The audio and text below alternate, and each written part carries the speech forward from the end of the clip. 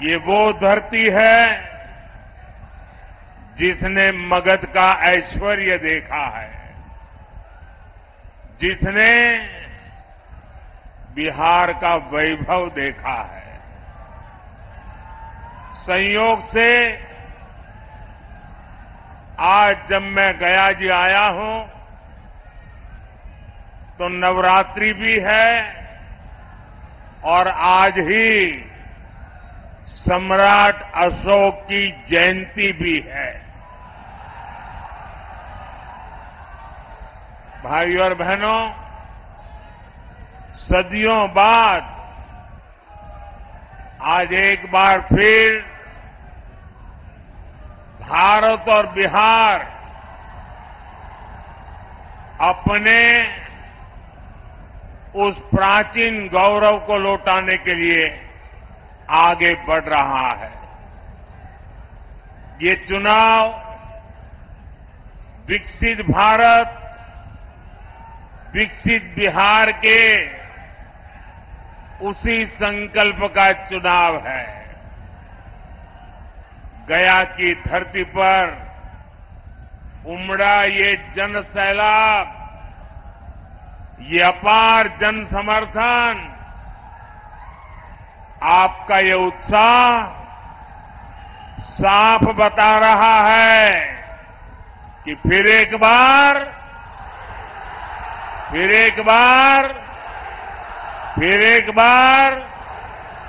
4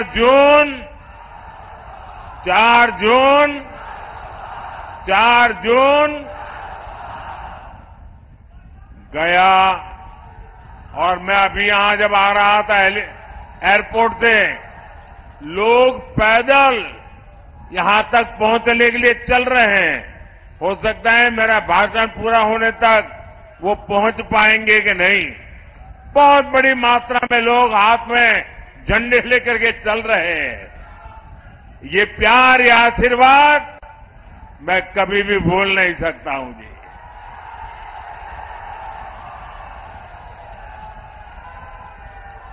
गया और औरंगाबाद ने आज घोषणा कर दी है। कल मैं तमिलनाडु में था, जो बात मैं तमिलनाडु में सुन रहा था, परसों मैं कर्नाटका में था, जो बात मैं कर्नाटका में सुन रहा था, वो आज मैं गया और औरंगाबाद में सुन रहा हूं। फिर एक बार साथियों, अभी 2 दिन पहले बीजेपी ने अपना संकल्प पत्र जारी किया है। ऐसा पहली बार है जब किसी पार्टी के संकल्प पत्र को गारंटी कार्ड बोला जा रहा है, क्योंकि 10 वर्षों में सबने देखा है मोदी की गारंटी यानी गारंटी पूरी होने की गारंटी। साथियों, मोदी गरीब घर से निकलकर आप सबके आशीर्वाद से यहां तक पहुंचा है। ये आपका उत्साह, ये आपका उमंग, ये प्यार मेरे सर आंखों पर।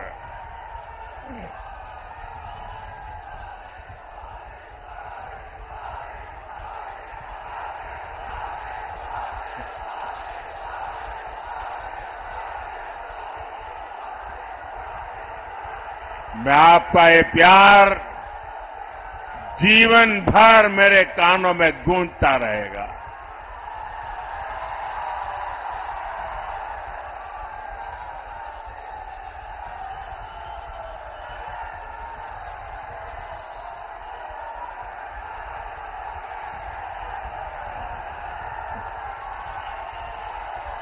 अगर मैं आप इजाजत दें तो आगे बोलना शुरू करूं।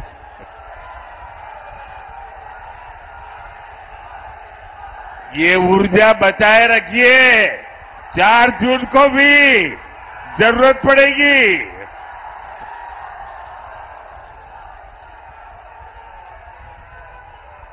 साथियों, आपके आशीर्वाद से आपने मुझे सेवा करने का अवसर दिया। मोदी को देश के संविधान ने ये पद दिया है। डॉक्टर राजेंद्र बाबू और बाबा साहब अंबेडकर, उनका दिया हुआ ये संविधान न होता तो कभी ऐसे पिछड़े परिवार में पैदा हुआ गरीब का बेटा देश का प्रधानमंत्री नहीं बन सकता था।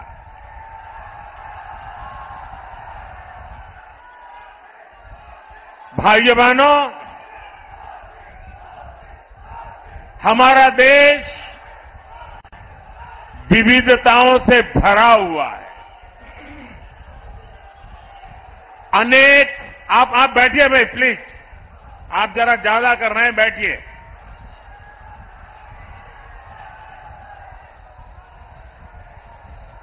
हमारा देश विविधताओं से भरा हुआ देश है। अनेक भाषाएं, अनेक बोलियां, अनेक रीति रिवाज, अनेक परंपराएं, अनेक प्रकार के पहनाव, अनेक प्रकार की जीवन शैलियां, अनेक प्रकार के खान पान, एक प्रकार से हमारा देश विविधताओं से भरा हुआ देश है, वैविध्य से भरा हुआ देश है और हर प्रकार की मत मान्यता वाला देश है, हर प्रकार के पथ संप्रदाय वाला देश है। ऐसे में देश के उज्जवल भविष्य को चलाने के लिए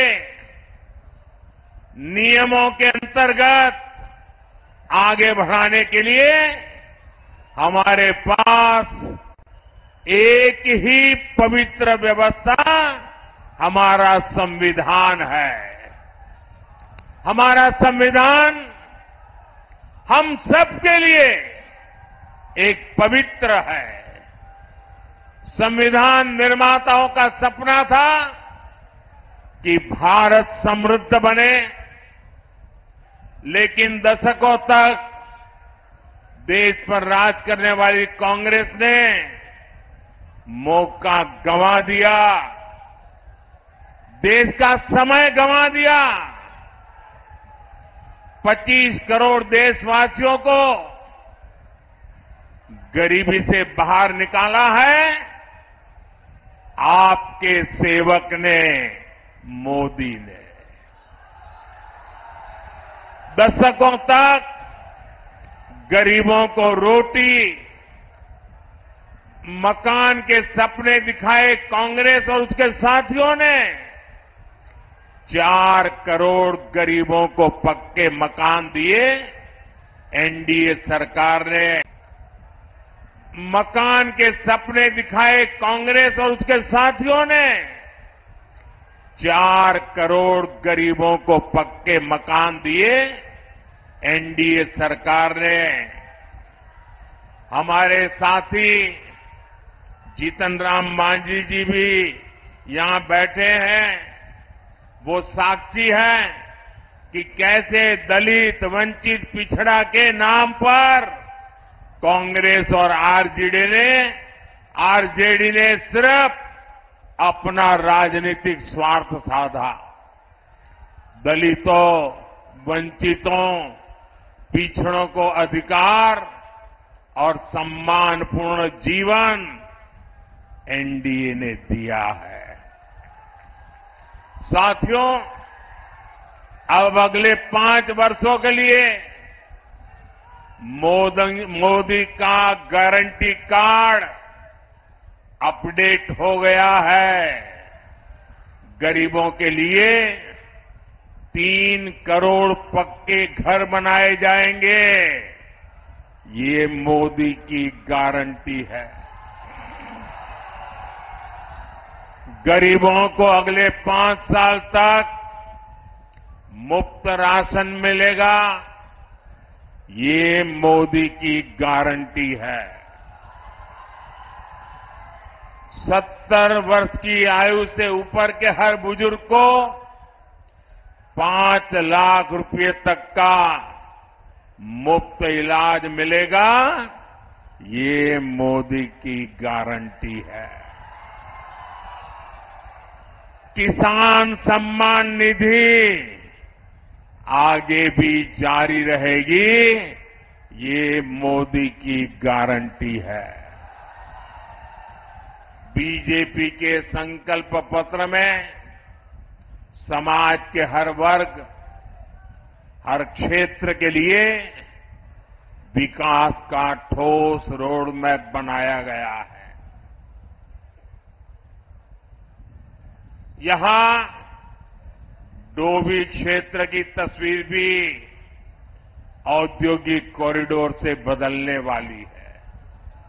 इससे यहां के युवाओं को रोजगार के लिए बाहर नहीं जाना पड़ेगा। साथियों, बीते 10 साल में देश में एक ऐसी क्रांति आई है जिसकी उतनी चर्चा नहीं होती। ये क्रांति देश के महिला स्वयं सहायता समूह द्वारा की गई है। पिछले 10 साल में 10 करोड़ महिलाएं सेल्फ हेल्प ग्रुप से जुड़ी है। बिहार में भी 1.25 करोड़ बहनें इस मुहिम से जुड़ी है।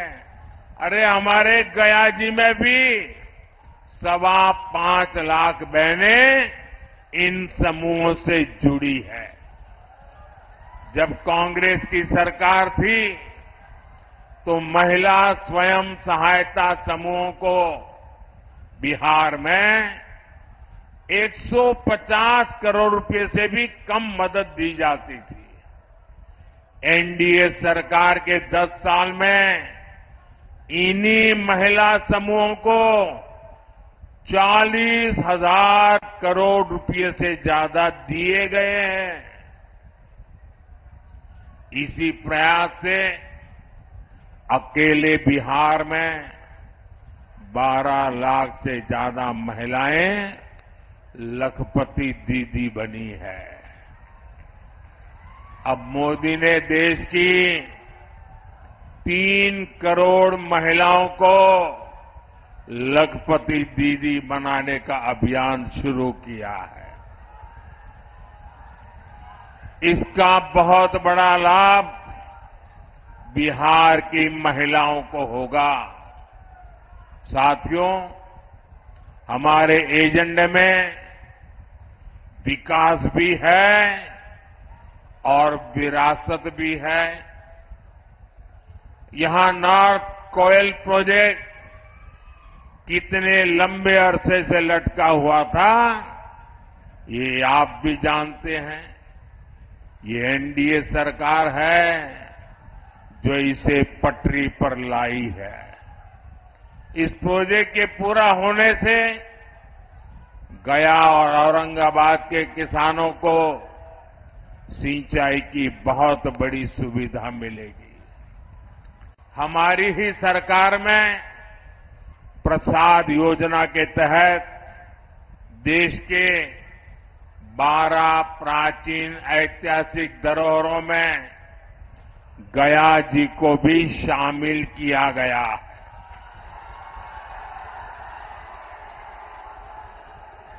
गया पितृ श्राद्ध स्थल है।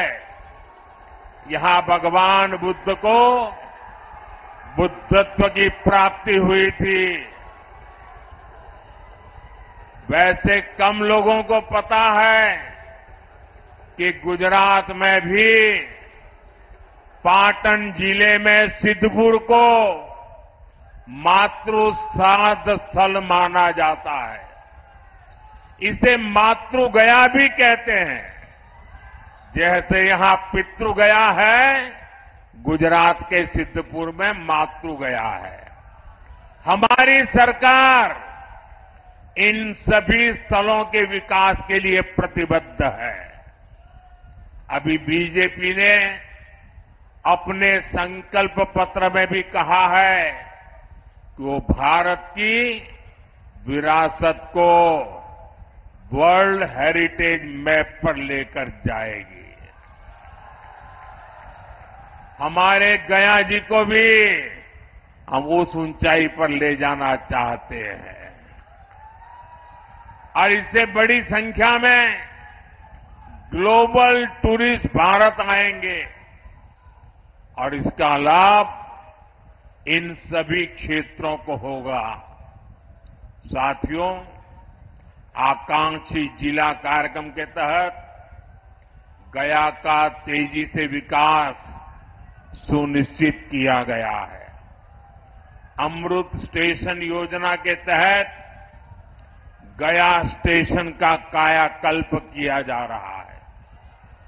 विकास का ये स्केल, विकास की ये रफ्तार, इतने सारे काम हुए, आपके उत्साह में भी नजर आ रहा है कि मोदी सरकार ने कितने काम किए हैं। लेकिन साथियों, मैं जो संकल्प लेकर के चला हूं, मैं जो सपने देखता हूं और दुनिया में भारत का जो स्थान मेरे मन में है, उस हिसाब से तो इतना सारा करने के बाद भी मैं तो यही कहता हूं, ये तो ट्रेलर है, ट्रेलर।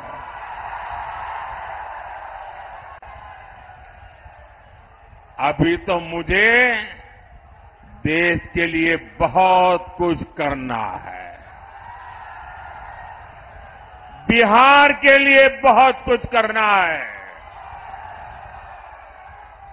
साथियों, बिहार के लोग जानते हैं, ये चुनाव दल का नहीं, देश का चुनाव है।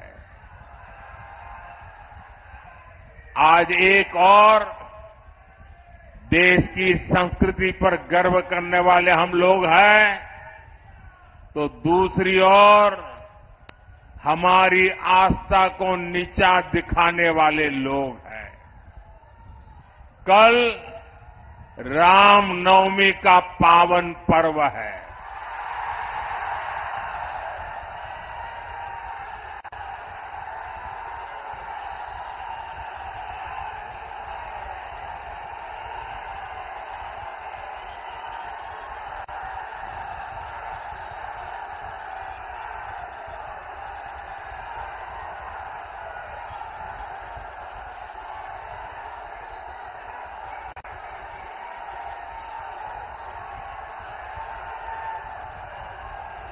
बोलो सियावर रामचंद्र की। साथियों, कल रामनवमी का पावन पर्व है। सूर्य की किरणें कल अयोध्या में रामलला के मस्तक का विशेष अभिषेक करेंगी। लेकिन घमंडिया गठबंधन के लोगों को राम मंदिर से भी परेशानी है। जो लोग कभी भगवान राम के अस्तित्व पर सवाल उठाते थे, वो आज राम मंदिर पर कैसी कैसी भाषा बोल रहे हैं। कल रामनवमी का पावन पर्व है।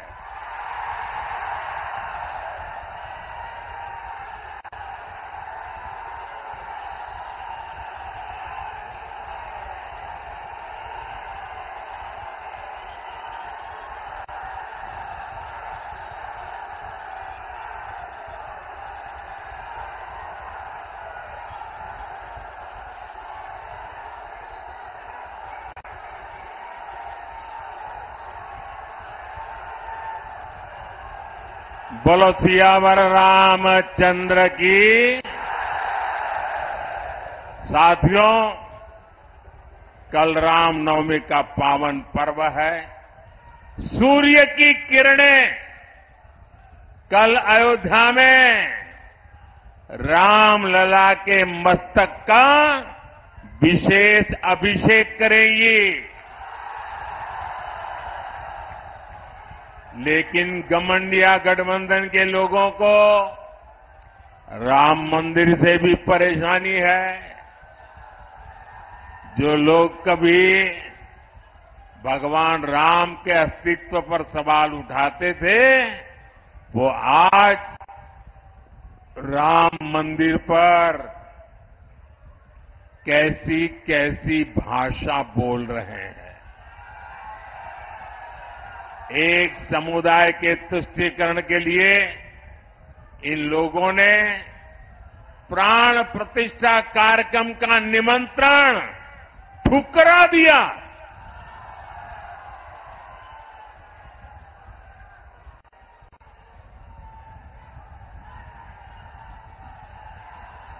ये हमारे देश के संस्कार नहीं है। ये हमारे देश की परंपरा नहीं है।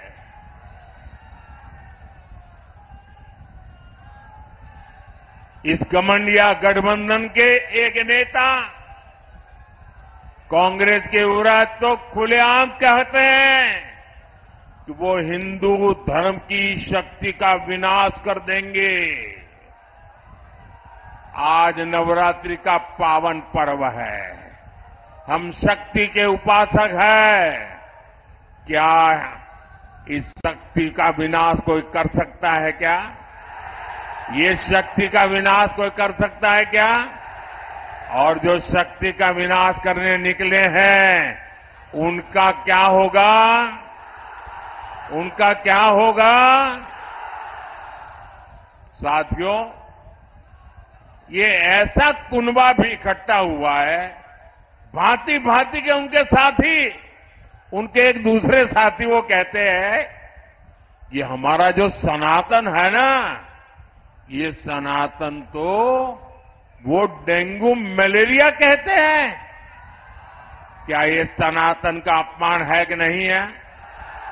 आपको मानना न मानना आपकी मर्जी, आप पर कोई प्रतिबंध नहीं है, लेकिन उसको डेंगू मलेरिया कहना ये सनातन का अपमान है कि नहीं है? हमारे ऋषियों मुनियों का अपमान है कि नहीं है? हमारे पूर्वजों का अपमान है कि नहीं है? आप मुझे बताइए, ये लोग क्या एक भी सीट जीतने के योग्य है क्या? इनको सजा मिलनी चाहिए कि नहीं मिलनी चाहिए? पूरे बिहार में से एक एक को साफ करना चाहिए कि नहीं करना चाहिए? साथियों, गमंडिया अलायंस के पास न कोई विजन है, न कोई विश्वास है। ये लोग जब वोट मांगने जाते हैं तो भी नीतीश जी के कामों पर वोट मांगते हैं। ये लोग क्यों नीतीश जी के कामों का, केंद्र सरकार के कामों का क्रेडिट खाते हैं? वो पूरा बिहार जानता है। आरजेडी ने भी इतने वर्षों तक बिहार पर राज किया है, लेकिन इनकी हिम्मत नहीं है कि अपनी सरकारों ने क्या काम किए उसकी चर्चा कर ले। बिहार में जंगल राज का सबसे बड़ा चेहरा आरजेडी है। भ्रष्टाचार में बिहार में भ्रष्टाचार का दूसरा नाम आरजेडी। बिहार की बर्बादी की सबसे बड़ी गुनहगार चारा घोटाले के नाम पर वोट मांगने वाले, क्योंकि उस पर तो अदालत से चारा चोरी की है, गरीबों को लूटा है, अदालत ने मोहर लगा दी है भाई। साथियों, आरजेडी ने बिहार को केवल दो ही चीजें दी है, एक जंगल राज, दूसरा भ्रष्टाचार। इन्हीं का दौर था जब बिहार में अपहरण और फिरौती एक उद्योग बन गया था।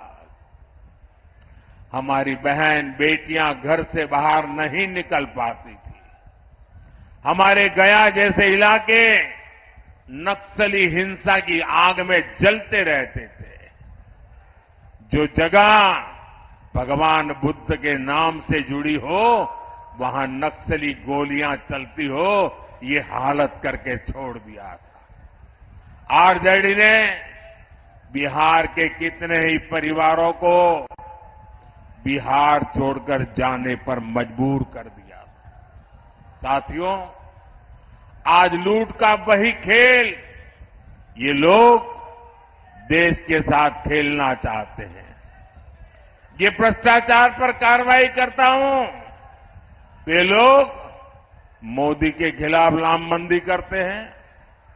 मैं कहता हूं भ्रष्टाचार हटाओ, तो ये कहते हैं भ्रष्टाचारी बचाओ। इन्हें लगता है कि बिहार के लोग, बिहार के युवा इनकी बातों में आ जाएंगे।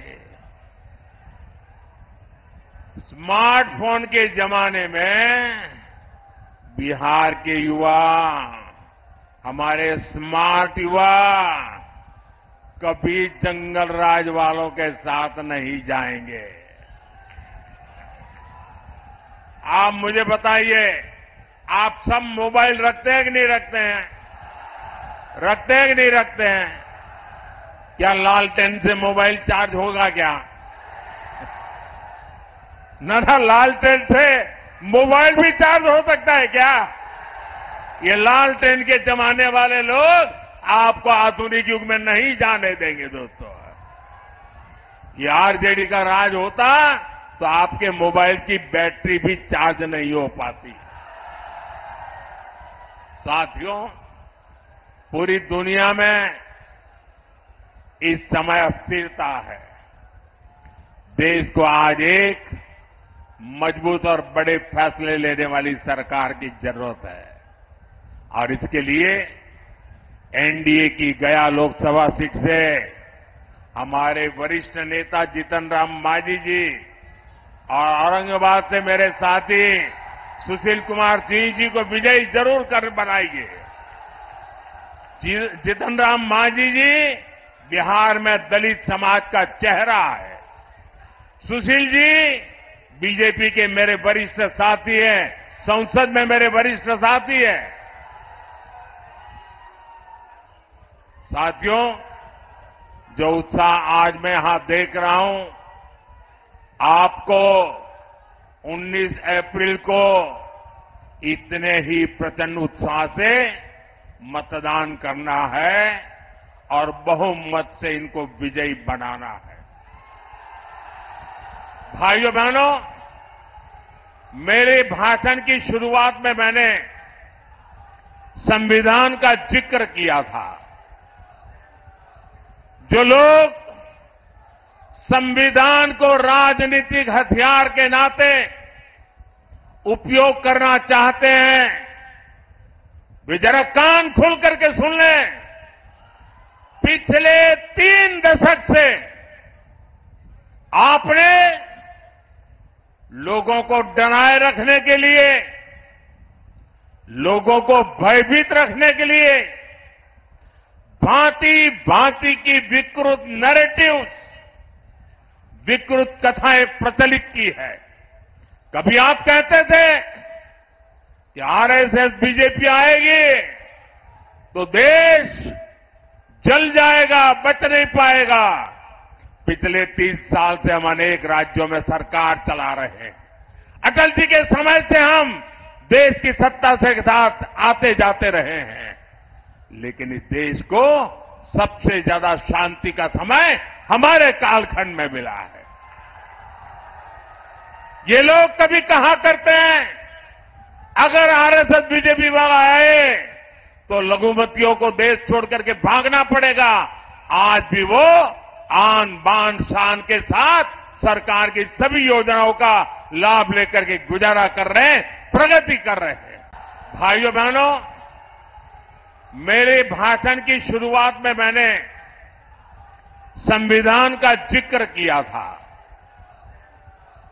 जो लोग संविधान को राजनीतिक हथियार के नाते उपयोग करना चाहते हैं, वे जरा कान खोल करके सुन लें।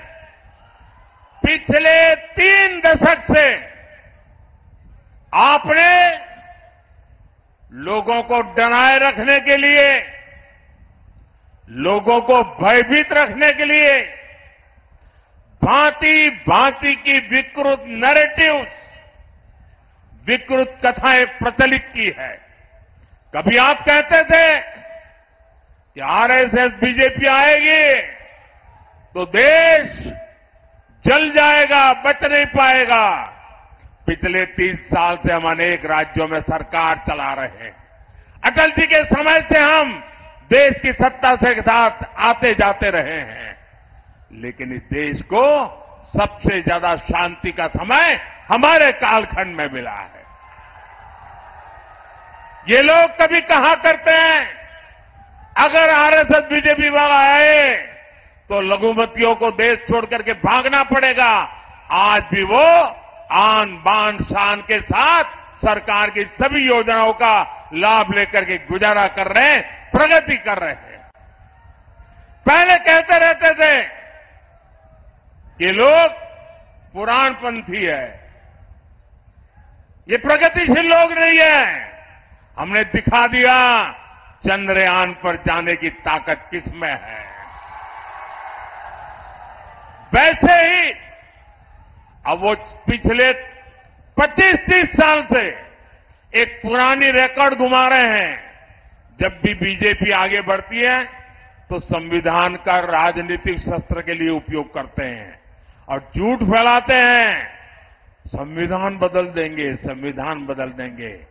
भाइयों बहनों, लिख के रखिए, मोदी तो क्या, बीजेपी तो क्या, स्वयं बाबा साहब आंबेडकर भी इस संविधान को नहीं बदल सकते हैं। और इसलिए झूठ फैलाना बंद करो।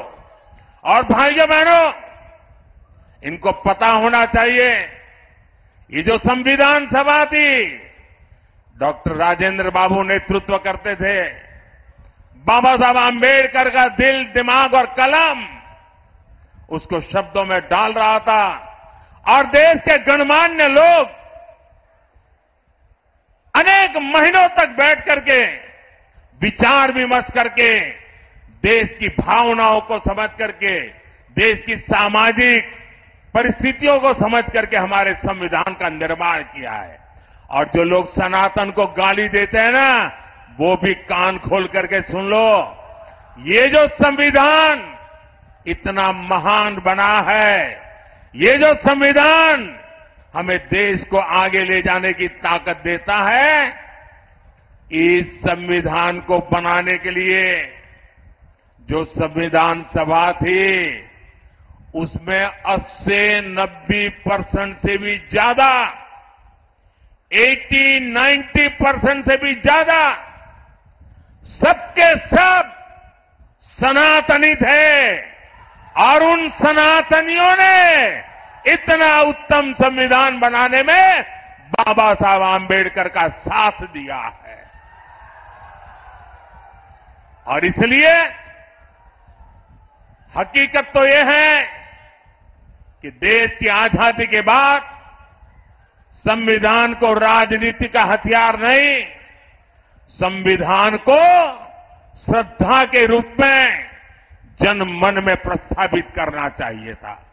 और हमारा देश ऐसा है जो रामायण में आस्था रखता है, महाभारत में आस्था रखता है, गीता में आस्था रखता है, वो आज के युग में संविधान के प्रति भी उतनी ही आस्था रखता। लेकिन आपने संविधान का राजनीतिकरण करने की कोशिश की है। हमने संविधान के प्रति आस्था पैदा करने के लिए लगातार कोशिश की है। जब पार्लियामेंट में मैं ये प्रस्ताव लेकर के आया कि हमने देश में संविधान दिवस मनाना चाहिए, तब कांग्रेस पार्टी के नेता श्रीमान खड़गे जी ने पार्लियामेंट में उसका विरोध किया था। उन्होंने कहा था, अरे 26 जनवरी तो है, संविधान दिवस की क्या जरूरत है? उनको ये समझ नहीं आया कि भारत के संविधान के प्रति निरंतर श्रद्धा पैदा करते रहना चाहिए, संस्कार बनना चाहिए। हमने संविधान दिवस को हर स्कूल में बच्चों के सामने संविधान का पाठ हो, प्रियम्बल का पाठ हो, वचनबद्धता है, इसके लिए परंपरा प्रारंभ की है। और आज भी संविधान दिवस पर सुप्रीम कोर्ट 2 दिन का सेमिनार करती है, पार्लियामेंट में चर्चा होती है। इतना ही नहीं, संविधान को 75 साल हो रहे हैं।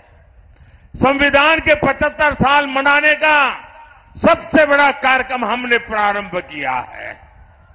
इतना ही नहीं, हम चाहते हैं कि संविधान सिर्फ अदालतों में दलील के लिए काम आए, इतना पूरता नहीं है। संविधान हमारे जीवन को, हमारे संस्कारों को, हमारी भावनाओं को नई ताकत देने वाला संविधान वो ताकत है जिसको हमें दिलों तक पहुंचाना है।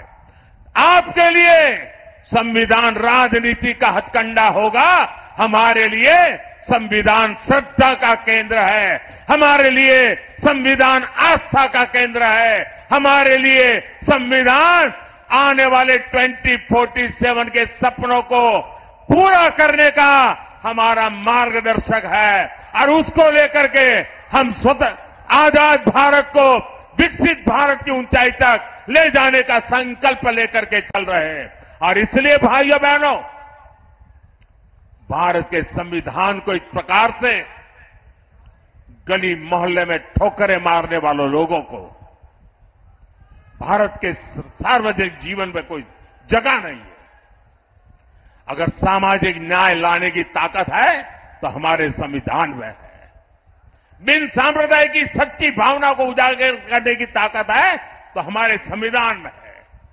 और हम बड़ी श्रद्धा के साथ, इतना ही नहीं, बाबा साहब आंबेडकर को जो सम्मान हमने दिया है, आपको बोलने का अधिकार तक नहीं है। बाबा साहब आंबेडकर के जन्म से लेकर के जिन 5 महत्वपूर्ण स्थान पर बाबा साहब जी के जीवन का टर्निंग पॉइंट रहा है, उसको पंच तीर्थ बनाने का काम हमने किया है। और इसलिए भाइयों बहनों, इन लोगों को जान के समझ करके ये झूठी बातें बताने वालों को हमेशा हमेशा के लिए चुप करना बहुत जरूरी है। और इस बार आपका वोट हमेशा के लिए उनको चुप कर देगा, ये मैं आपको विश्वास दिलाता।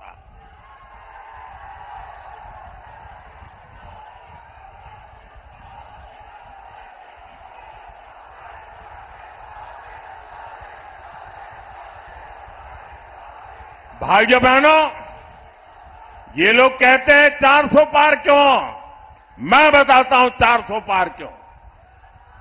देश की जनता ने तय किया है 400 पार, क्योंकि देश की जनता 2047 में हिंदुस्तान को विकसित देना चाहती है। लेकिन साथ साथ एनडीए को 400 पार दे करके देश को लूटने वालों को, भ्रष्टाचारियों को, संविधान के साथ खिलवाड़ करने वालों को सजा देने के लिए भी वो हमें 400 पार देना चाहते हैं। ये चुनाव एनडीए को जिताने का भी है।